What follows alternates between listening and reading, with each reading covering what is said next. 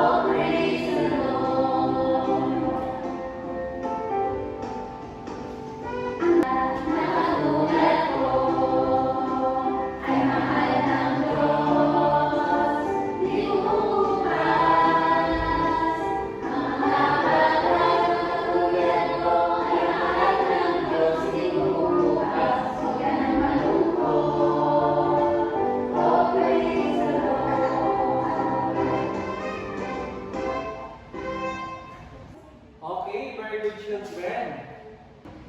Okay, class. Now I have a simple question or activity for you. Write the missing letter for A, B, C. What is the missing letter? Very good. The missing letter is letter D.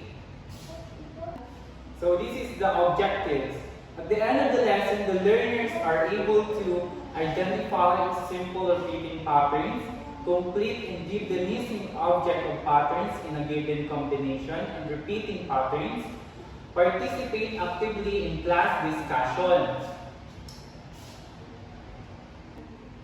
And now I'm going to show you some sheets with alternate patterns.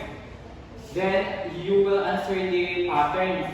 Complete the patterns. We have circle, square, circle, square, circle, square. What is the next to the square?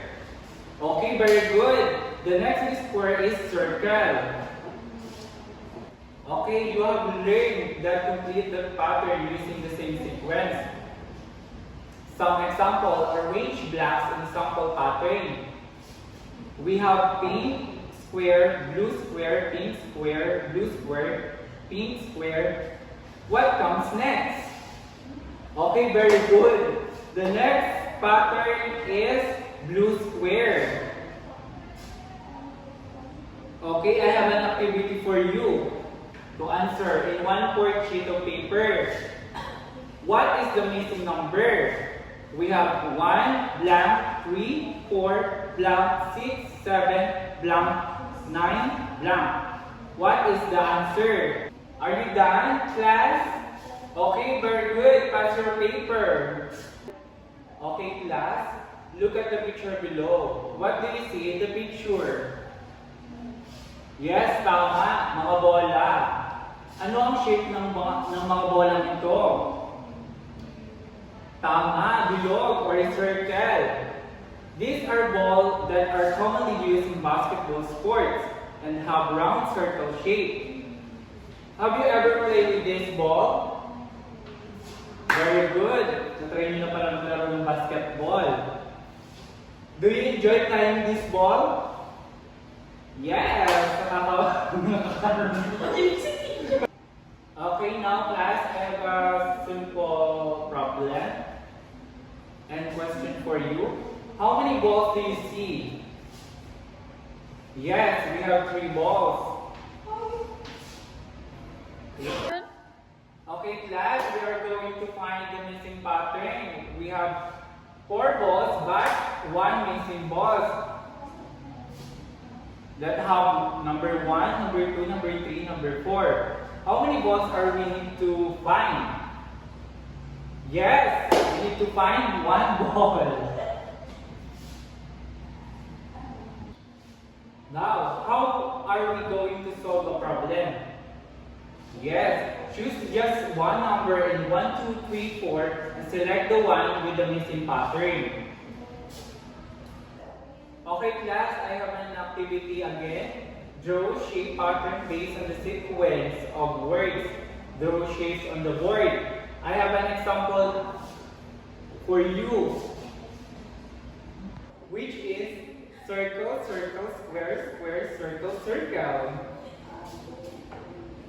And this is your activity. Answer this on the board. Who wants to answer?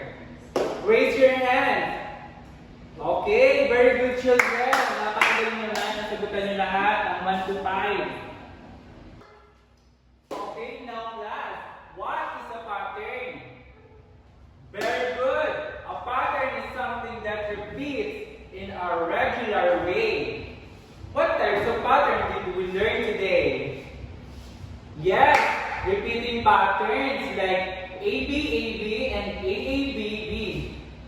And drawing patterns like 1 star, 2 star, 3 star. So what rule do pattern follow? Yes, patterns have a rule that tells us what comes next. Okay class, I have an activity for you.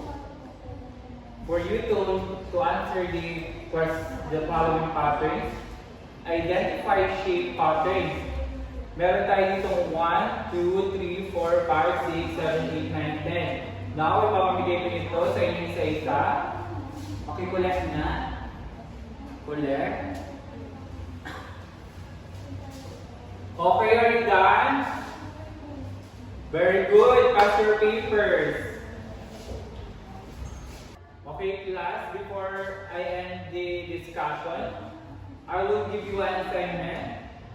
Students draw a robot by creating patterns for its arms, legs, or body using a shape like circle, square, or oblong, or anything that is shaped. Okay, naisulat na ba? Magaling! Tsatsikan ko yan pagbalik nyo bukas. Goodbye, class! Goodbye, teacher. Okay, mag-ingat kayong lahat. Bye!